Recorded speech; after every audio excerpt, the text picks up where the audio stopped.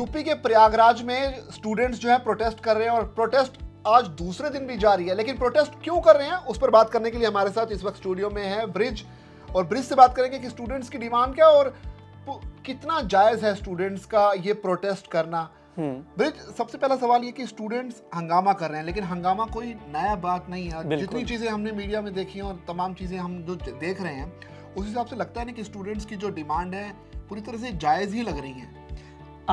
नाजायज भी ठहराना थोड़ा सा उचित नहीं होगा, क्योंकि आप देखोगे पेपर लीक के मसले हुए या अलग अलग राज्यों में, चाहे आप झारखंड ले लीजिए, मध्य प्रदेश या उत्तर प्रदेश या बिहार, 4-4 साल में एक पेपर होता है, 8-8 साल तैयारी करते लोग, इतने उम्र निकल जाती है तैयारी करते करते। कई बार ऐसा होता है कि एग्ज़ाम भी नहीं हो पाता, तो परेशानी स्टार्टिंग से ही रहा है। तो आप मतलब किसी एक चीज़ को लेके स्टूडेंट्स को अलग नहीं कर सकते हम लोग, क्योंकि उनके मुद्दे भी कुछ हद तक सही हो सकते हैं, पूरी तरह से नहीं।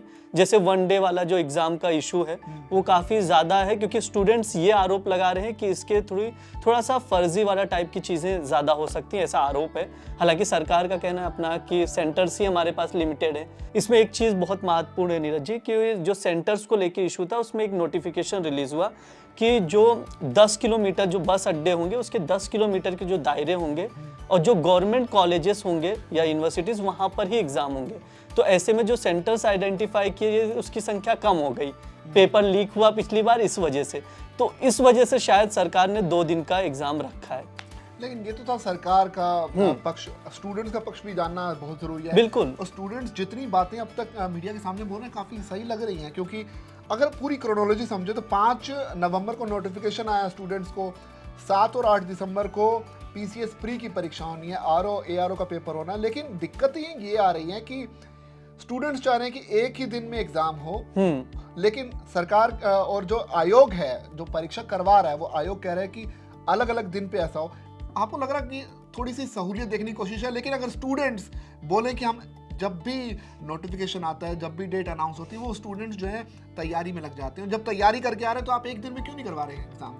क्या कोई कमी लग रही है? वही सेंटर्स वाला इशू जो सरकार कह रही है वो मैं आपको बता रहा हूँ, उसमें सेंटर के इश्यूज हैं, क्योंकि नंबर ऑफ जो सेंटर्स है वो कम है। अगर आपके पास सीट ही, जो सेंटर्स की सीट ही घट जाएगी, आधे पे आ जाएगी, तो आपको 2 दिन यूज करना ही पड़ेगा। लेकिन उसमें जो स्टूडेंट्स का आरोप है नॉर्मलाइजेशन का, वो इशू हो सकता है, क्योंकि कैंडिडेट का कहना है ये चीज़ कि मेरी जो कैपेबिलिटी है या जो मैं मार्क्स लाऊंगा उस बेसिस पे मुझे जज नहीं किया जाएगा, मुझे उस बेसिस पे जज किया जाएगा कि नंबर ऑफ स्टूडेंट्स कितने हैं, पेपर की डिफिकल्टी लेवल कितनी है, ये कैसे तय होगा। ये सब सवाल हैं जो स्टूडेंट्स पूछ रहे हैं। बड़ा इंपॉर्टेंट मुद्दा ब्रिज ने उठाया है। एक तो है नॉर्मलाइजेशन, वो पूछेंगे कि नॉर्मलाइजेशन क्या है, और दूसरा डिफिकल्ट, ये कैसे तय होगा। ये मेरे भी जहन में मेरे को समझ में नहीं आ रहा कि ये कैसे तय करेगा आयोग कि मान लीजिए ए स्टूडेंट है, उसका पेपर डिफिकल्ट था, बी स्टूडेंट का थोड़ा आसान था, क्योंकि हमारे टाइम में जो अलग अलग सेट होते थे पेपर के, ए बी सी सेट होते थे ताकि नकल ना हो सके। बिल्कुल। लेकिन अब ये कैसे तय होगा कि ए सेट के पास आसान पेपर आया, बी के पास थोड़ा सा कम आया आसान? ये थोड़ा फर्जी वाला टाइप की चीज लग रही है, थोड़ी इसको आसान भाषा देखो, में एक समझाइए। नोटिफिकेशन मतलब जो सर्कुलेट किया जा रहा है सोशल मीडिया पे, वो परसेंटाइल का जो कैलकुलेशन है उसके बारे में, लेकिन ऑफिशियली अभी कोई भी वेबसाइट पे इसकी जानकारी नहीं है। उसी बेसिस पे मैं आपको बता देता हूँ, 2 दिन का एग्जाम है, ठीक है। फर्स्ट डे 7 को, फिर 8 को, 2 दिन है। ऐसे 22 और 23 है आरओ एआरओ का। अब 2 दिन एग्जाम देंगे, उसी बेसिस पे इनका कहना अगर एक दिन एग्जाम होगा तो सबके लिए सिमिलर होगा, जो मार्क्स आएगा सबका एज इट इज काउंट होगा। उससे बच्चों को आसानी हो जाती है घर पर जाके पेपर कैलकुलेट कर लेना कि कितने मार्क्स आएंगे मुझे, मैं प्री क्लियर कर रहा हूँ या नहीं। अगर सपोज कर रहा हूँ तो मैं मेंस की तैयारी करूंगा, अगर मैं प्री नहीं क्लियर कर पा रहा हूँ, मुझे पहले ही अंदाजा लग जा रहा है पिछले स्कोर से कैलकुलेट करके कि अप्रॉक्स इसके आसपास रहूंगा तो पता चल जाएगा, तो मैं प्री की वापस तैयारी करूंगा। अब इसमें स्टूडेंट्स का कहना है, ये पहला, ये एक केस है। सेकंड केस ये है जो नॉर्मलाइजेशन का, उसमें कहना है कि डिफिकल्टी लेवल आप कैसे चेक कर सकते हो किसी का कि ये पेपर कठिन था, इस वजह से स्टूडेंट को मार्क्स एक्स्ट्रा दिए जाएंगे, आपका पेपर इजी था इसलिए आपका मार्क्स ये रहेगा। तो उसमें जो फॉर्मूला वायरल हो रहा है वो मैं बता देता हूँ आपको फॉर्मूला क्या है।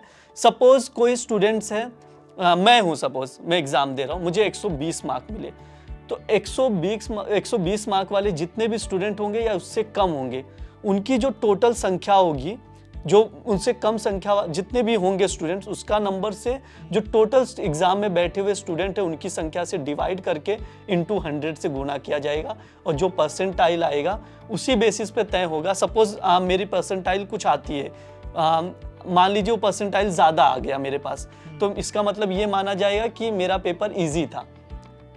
ये तो कोई बात ही नहीं अब है। अगर परसेंटाइल आपका कम आया तो आपका पेपर डिफिकल्ट था। अब अगर पेपर डिफिकल्ट था तो आपके मार्क्स एक्स्ट्रा ऐड हो जाएंगे, और मेरे में नहीं ऐड होंगे क्योंकि पेपर। लेकिन ये तय किस बेसिस पे हो रहा है, ये स्टूडेंट का कहना है जो कैलकुलेट हो रहा है, ये तय इस बेसिस पे हो गया कि नंबर ऑफ स्टूडेंट्स कितने बैठे एग्जाम में। ये कोई बात नहीं, मुझे नहीं लगता, क्योंकि देखो सिंपल सी बात है, आप जिस पद के लिए ये पूरा एग्जाम दे रहे हो वो पद एक ही है, ठीक है, मान लीजिए 100 पद हैं, स्टूडेंट्स भी सब बराबर हैं, तैयारी भी सबकी बराबर है, मेहनत भी सबकी बराबर, तो क्यों ना एग्जाम पेपर भी बराबर हो। और जब एग्जाम पेपर बराबर हो तो डिफिकल्ट और कम डिफिकल्ट का तो सवाल ही नहीं उठेगा। सवाल ही नहीं तो उठेगा। आप सबको एक ही पैमाने पे मापिए तो ज्यादा अच्छा है, क्योंकि स्टूडेंट्स की हित की बात वही है यार। आप इक्वालिटी की बात करते हैं, इक्वालिटी कैसे होगी फिर? सरकार के साथ दिक्कत है सेंटर्स की, जैसे मैं अभी कैलकुलेट सेंटर बनाने को बना करता, सकते हैं, उत्तर प्रदेश इतना बड़ा स्टेट है। 1758 सेंटर्स की जरूरत थी और कुल सेंटर्स हैं 900। उसका रीजन सिर्फ एक ही है, करीब आधे पहले 10 किलोमीटर का जो दायरा था वो एक रीजन है। तो उनके पास पेपर लीक हुआ, आपको ही पता, आरओ का जो इससे पहले पेपर लीक हुआ, इस वजह से अभी वापस दिसंबर में वही पेपर हो रहा है। लेकिन इसमें सबसे मेन रीज़न यही है कि पेपर लीक ना हो, सरकार का कहना है, इसलिए हमने लिमिटेड सेंटर्स चूज़ किए हैं। कोई भी प्राइवेट इंस्टीट्यूट को नहीं चूज़ किया, कोई प्राइवेट कॉलेज का सेंटर्स नहीं बनाए है, सिर्फ गवर्नमेंट। हाँ, नकल रोकने के लिए आपने 2 सेंटर किया, लेकिन स्टूडेंट्स का कहना यही एक ही है, क्योंकि पेपर अलग आएगा तो उसका परसेंटाइल निकलेगा, तो ये तय होगा कि कौन सा पेपर डिफिकल्ट था, कौन सा ईजी था, उस बेसिस पे मार्क्स एक्स्ट्रा मिलेंगे। मेनली यही मुद्दा है और कुछ नहीं है मसला। मुझे लगता है कि सरकार अगर चाहे तो सेंटर्स को बढ़ा सकती है, क्योंकि इंफ्रास्ट्रक्चर की कोई कमी है नहीं उत्तर नहीं, प्रदेश में। बिल्कुल बहुत बड़ा इतना स्टेट बड़ा है, हाँ। बहुत सारे कॉलेजेस हैं, बहुत सारे स्कूल हैं, सरकारी स्कूल है। अगर आप चाहें, अगर आप कड़ाई से लागू करें, क्योंकि मुख्यमंत्री योगी आदित्यनाथ इसी चीज के लिए जाने जाते हैं कि जो सख्ती वो दिखाते हैं ताकि फेयर रही चीजें, अगर वो चीजें कर सकते हैं तो बिल्कुल करनी चाहिए। आप एक चीज, जैसे बहुत से लोग कह रहे थे कुछ इसमें राजनीति हो सकती है, आप ये सोचिए जो इंसान 8 साल 5 साल 6 साल 7 साल परीक्षा की तैयारी कर रहा है, वो क्यों राजनीति की ओर बढ़ेगा? उनके एग्जाम है, कुछ ही दिन बचे, 1 महीना लगभग में है, तो आप सोचिए कि परीक्षा इतनी नजदीक है, कोई क्यों अपनी तैयारी छोड़ के रोड पे प्रोटेस्ट करेगा? लेकिन एक बात तो है कि स्टूडेंट्स भले ही ईमानदारी से तैयारी कर रहे हैं, लेकिन इसे मुद्दा बनाना पॉलिटिकल पार्टी नहीं छोड़ती हैं। आप देखिए मायावती का रिएक्शन देखिए, या फिर आप समाजवादी पार्टी का रिएक्शन देखिए, या बाकी दलों का देखिए। विपक्ष जो है लगातार इस मुद्दे को लेकर सरकार को घेर रहा है, और समाजवादी पार्टी तो यहाँ तक कह रही है कि बीजेपी के पास नौकरियां ही नहीं है, तो जाहिर सी बात है वो आपकी परीक्षा लेंगे कैसे, और जब परीक्षा लेंगे नहीं तो आपको नौकरी देनी ही नहीं पड़ेगी। तो पॉलिटिसाइज कर दिया गया है उपचुनाव के हर मुद्दे को। जब भी एग्जाम की बात होती है, चाहे कोई भी चीज़ हो, कोई भी स्टेट हो, चाहे एमपी ले लीजिए, झारखंड ले लीजिए, उत्तर प्रदेश भी, हाँ, लेकिन वही सरकार जब खुद पावर में रहेगी तो आप देखोगे कि वही एग्जाम्स प्रॉपर नहीं करा पा रही है। क्या आज से यूपी उत्तर प्रदेश में ये चीज़ें आ रही हैं दिक्कत? बहुत पहले से। नौकरी की बात हो या नंबर ऑफ सीट्स की बात हो या प्रॉपर एग्जाम पेपर लीक ना हो, ये आज से नहीं, ये हर सरकार में होते आया। तो दूसरे सरकारों पे, जो सरकार पावर में नहीं है विपक्ष में, वो दूसरे सरकार, जो सरकार है उस पर आरोप लगा रही है, लेकिन जब खुद पावर में आएंगे फिर वो आरोप लगाएगी। तो ये तो राजनीति है पूरी तरह से, एक दूसरे पे आरोप लगाना। मतलब साफ है कि बस वो मुद्दे ढूंढने जा रहे हैं, और कैसे इसका माइलेज लेना है चुनाव में, वो एक कोशिश है।